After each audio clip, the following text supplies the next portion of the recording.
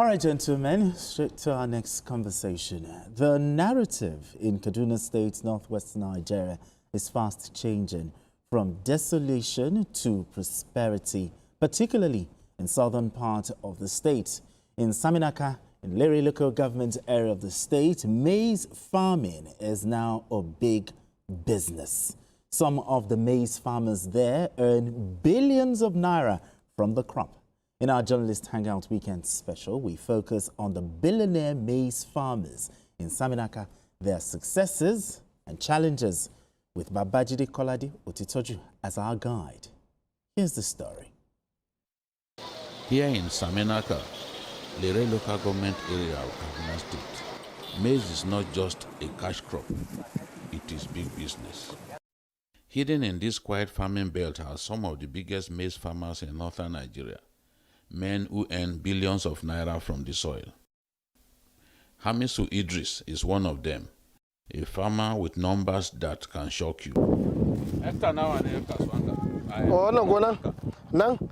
Dukanta da mi approximately ɗinta tana da hekta 11. Hekta 11. To, kaman duna ne za ka samu na masara. Ana muna samun 250. 250 nan wajen. Okay. Amma kana da gona? Akwai gona da yawa. Akwai gona da ina da gonan da akwai hekta 35. Ina da gona mai hekta 23. It has cumulatively up to 35 hectares. 35 hectares. 11 hectares. No, there is differences. Okay. This one is 11 hectares. Okay. Another one 35 hectares. 35 hectares. Another one 23 hectares. It's equivalent to 60 hectares. 60 hectares. Exactly. And kana noman masara. Da wake kuma. Da wake duka. Kaman da kaga masara to haka wake duka gonaki mu. Muna neman support oga. These are their harvests. You can see. These are their harvests.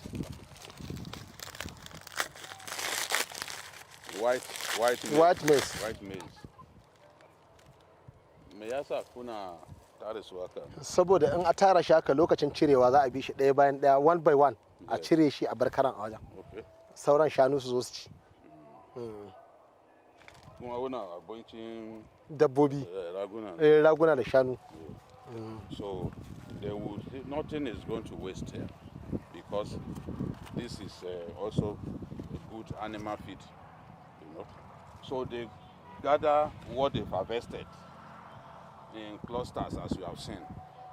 It enables them to be able to account for the work that they have done. So they will know how much is here, how much is at the other clusters. You can see them.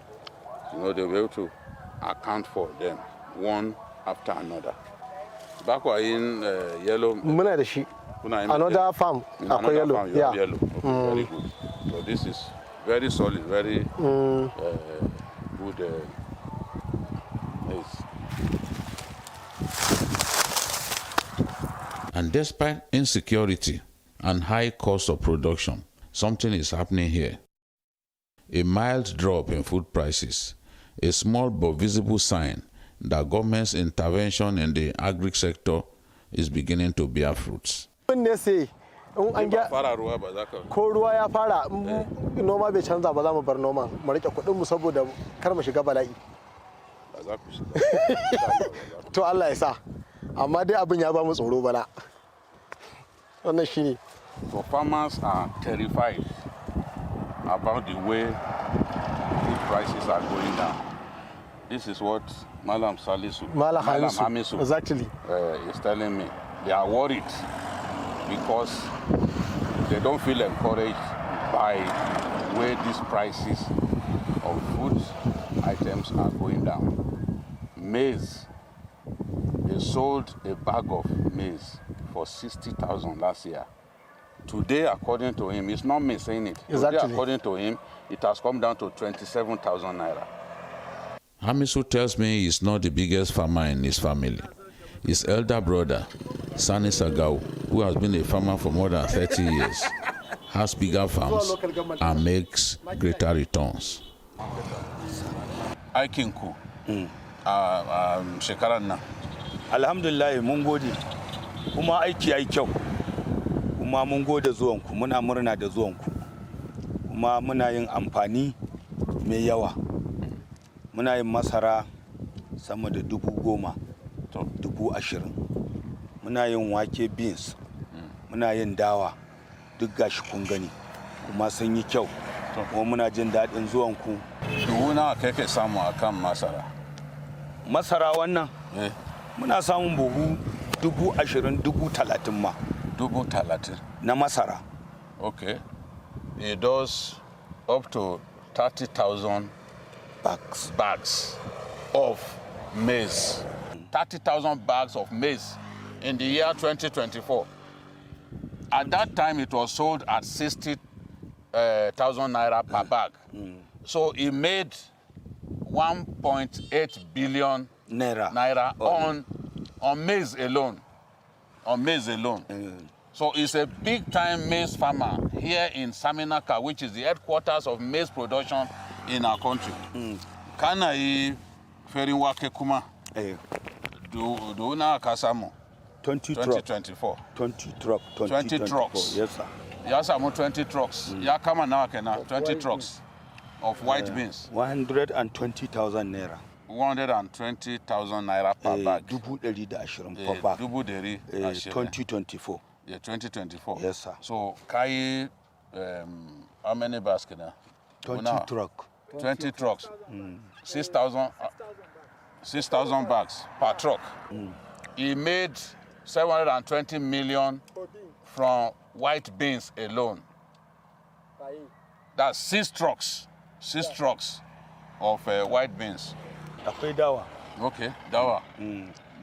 5 trucks. 5 trucks. Na dawa. 5 trucks. Now, Kena, 5 trucks. 5 trucks. Eh? 1,500. 1,500 bags of dawa. 90 million. So, Yasamo 90 million from dawa. That is Guinea corn, right? So, he made 90 million naira from Guinea corn alone. Remember, he made 1.8 billion from maize.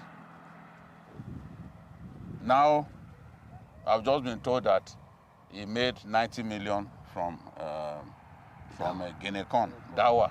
It is called dawa here. He also tells me why farmers in Saminaka prefer maize farming. Yanayin waida ne, akwai inda su doya suke yi, sun fi mu yin doya. Mu kuma namu waidan yana yin masara, ƙasanmu ya karɓi masaran. Shine muka ba masaran ƙarfi. Domin mu ciyar da ƙasa gaba ɗaya. Wani shashin doya suke yi, akwai inda sun fi mu yin doya. Ko ba haka bane? To saboda haka duk yanda kuka tsinci kanku, abinda kuka shuka yana yi da kyau, shi za ku rike. Kowanne part su rike part ɗin da yake yin abu mai nagari. Mu masara ne, ba mu da wani wanda ya fi mu yin masara a nan a jihar Kaduna da Najeriya gaba ɗaya. Ko a jihar Kaduna local government ɗinmu 23, Lere local government ita ce phase 1 a noma. Kuma in ka bi Najeriya ma babu kaman Kaduna state. Saboda haka a fa duba, a kuma duba Kaduna state, a kuma duba Lere local government. Don nan ne ginshiƙin noma. Idan lokaci ya mun fitar da masara, kullum sati ana fitar da masara sama da mota 200. Mota 200. Kullum sati. Kuma in ta fita, wata za ta wannan state, wata za ta wannan state, wata za ta wannan state. The whole Nigeria muna kai masara. Ko ina. Mota 200. Duk sati yan kasuwanmu ana fitar da masara sama da mota 100.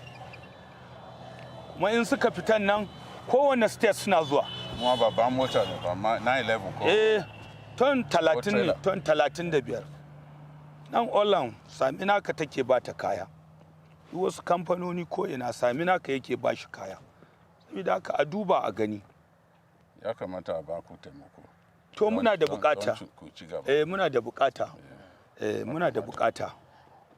Ya kai shekara nawa kana yakin noma ne? Ya kai shekara 30 ma.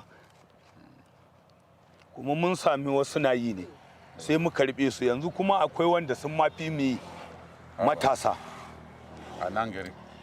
Yasa mun fara lowai. Akwai yaran shi da ya fi shi noma ba. Akwai yara da sun fi mu noma. Ya fi shi noma. Kuma 'yan shekara 25. He's saying that he has a boy that is a bigger farmer than him. Yes, sir. Making more money than him. So we are talking to a billionaire farmer. A man who made 1.8 billion from maize alone in 1 year. And he's saying that here in Saminaka, he has people who are bigger than him. So when we say that there is a lot of reward in farming, this is the evidence. For 30 years, you've been doing it. Kasamu regret kwa? A wannan time na an samu sosai. Amma duk da haka ka ci gaba da shi. Duk da haka a ci gaba, ai ba za a fasa ba. Inda sana'an kenan. You can't make all that money and not diversify. That is what Alhaji Sagao, a big-time farmer here in Saminaka, is doing. He's also into fertilizer supplies. He's investing some of the money that he is making from farming he's investing in supplying. His unwavering dedication and consistent contribution to farming earned him the award of the biggest maize farmer in Kaduna at the National Council on Agriculture and Food Security event. Kaduna State is one of the few states in Nigeria fully compliant with the Malabo Declaration, devoting at least 10% of its budget to agriculture. The farmers confirm the impact. So, what are the steps that the Kaduna State government is taking to support farmers so that they can ramp up agri-production? The first initiative that this government, the present government of Kaduna State, took to support farmers is to provide them with qualitative inputs like seeds and fertilizer, qualitative inputs. And most of these inputs, they are given to at least the smallholder farmers for free. And the large-scale farmers, we call them the commercial farmers, we give them, the state government gives them at 30% subsidy, sir. And a lot of other initiatives are in place, like providing solar-powered irrigation pumps for the irrigation dry season farmers, at least to solve their problem of buying fuel. And to have some mitigation measures for carbon emission in the state. So the state government is doing very, very much on the agri sector. In fact, it's the first state in the country that met the Malabo Declaration of 10% to be allocated of the total budget to be allocated to the agri sector. But even with all the progress, these farmers want one thing urgently. They say when fertilizer price hits the roof, yield declines and profits vanish.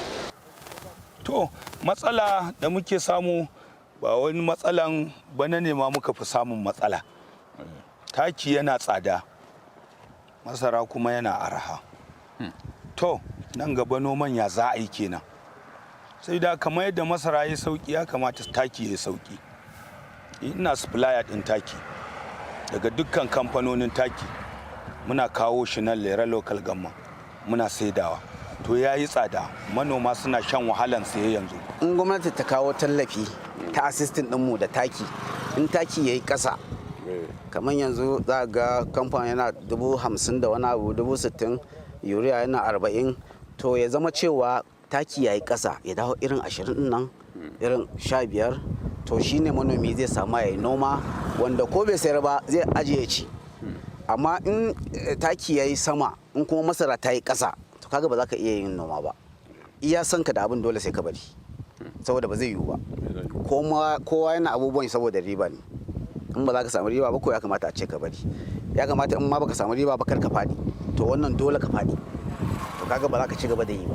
Amma in gwamnati ta shigo ciki, to za mu iya da abin da ya kamata yi. Beyond the massive farmlands, the millions of bags produced, and the billions of naira they generate, sits an even more powerful possibility.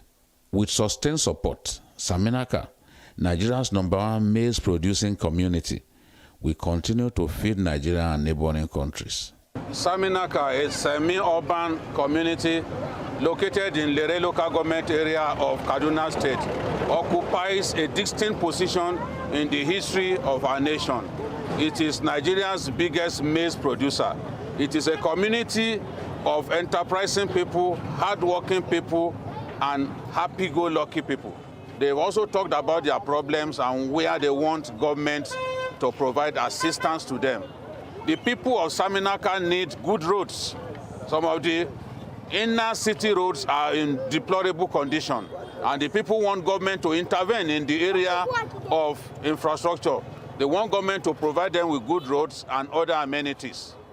From Saminaka community, Lere local government area of Kaduna State, Babajide Kolade Otitoju, TVC News. I mean, this is the only motivation, BKO. I need to go into farming. No, this is beautiful. I was asking BKO. I was asking that guy, 3 crops. Whether I was in the wrong profession. He made more than 2.6 billion naira from 3 crops. When I saw the farmers in Brinengwari, I thought that was the highest. Until you got I can tell you in Kaduna, in Kubau, local government, that is struggling to be the first ahead of Saminaka. There are farmers who have billions. They are multi-billionaires in those areas.